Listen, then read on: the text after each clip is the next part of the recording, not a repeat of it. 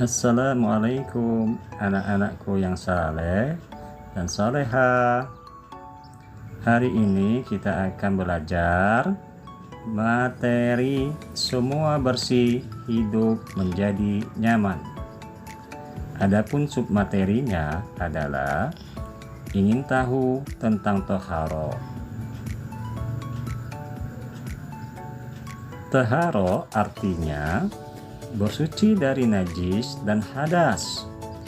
Najis adalah kotoran yang menjadi sebab terhalangnya seseorang untuk beribadah, khususnya kepada Allah Subhanahu wa Ta'ala. Sedangkan hadas adalah keadaan tidak suci pada diri seseorang muslim yang menyebabkan ia tidak boleh salat, tawaf, dan lain sebagainya. Nah, najis itu harus dihilangkan, terutama pada badan kita.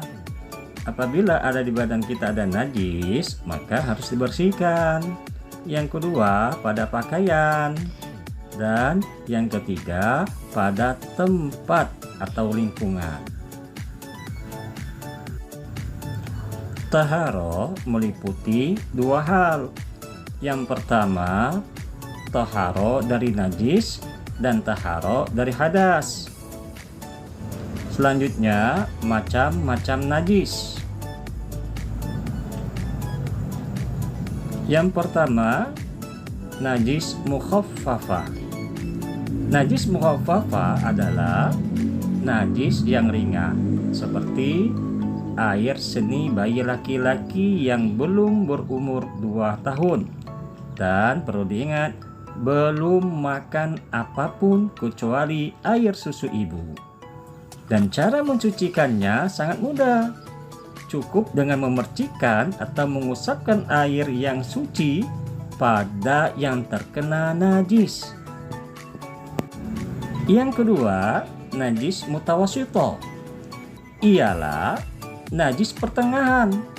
Contoh najis ini adalah darah, nanah, air kencing, tinja, bangkai binatang, dan sebagainya.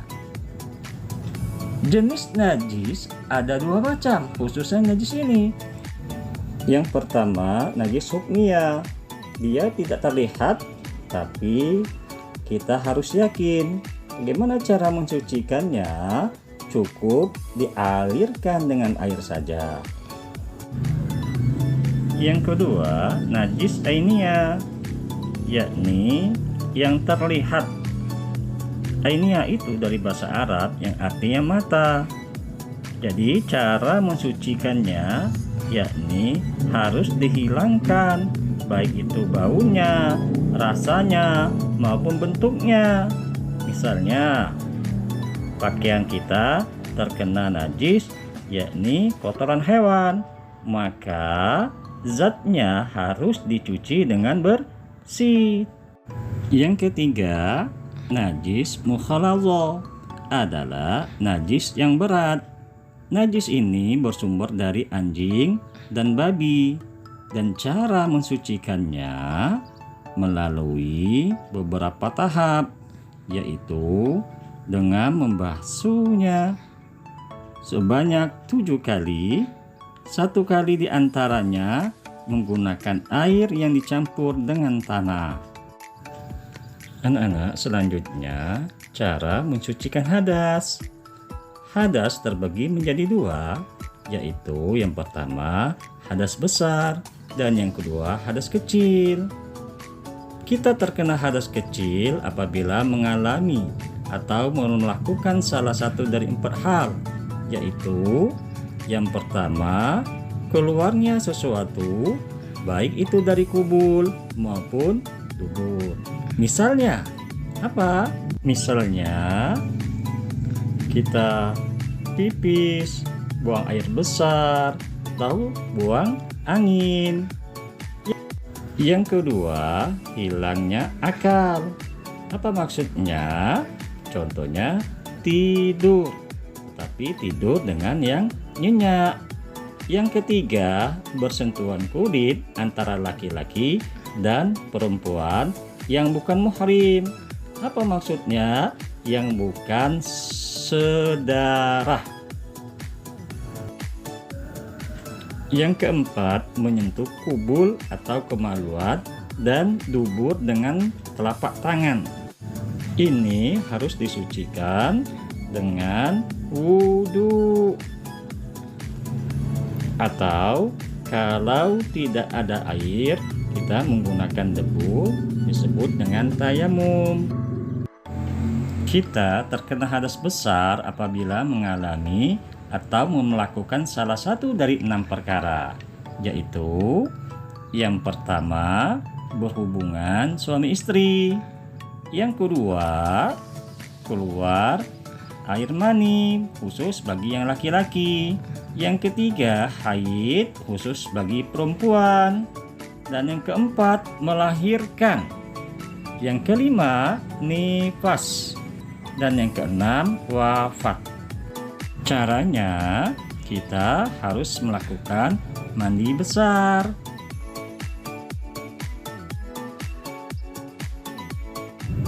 Sekarang, macam-macam darah pada perempuan.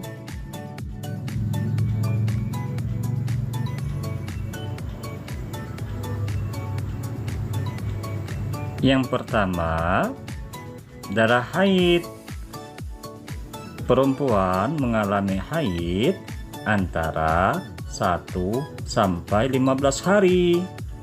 Yang kedua, darah nifas, yakni darah seorang perempuan tatkala setelah melahirkan. Yang ketiga, darah istihadah, yakni darah yang keluar secara tidak normal.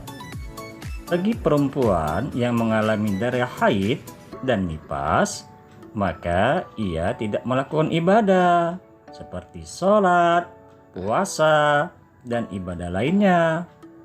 Tetapi apabila darah istihadah, maka ia harus melakukan ibadah sebagaimana biasanya. Alhamdulillah, pembelajaran kita hari ini sudah selesai. Jangan lupa untuk selalu beribadah kepada Allah Subhanahu wa Ta'ala. Perhatikan kebersihan dan kesucian diri. Wassalamualaikum warahmatullahi wabarakatuh.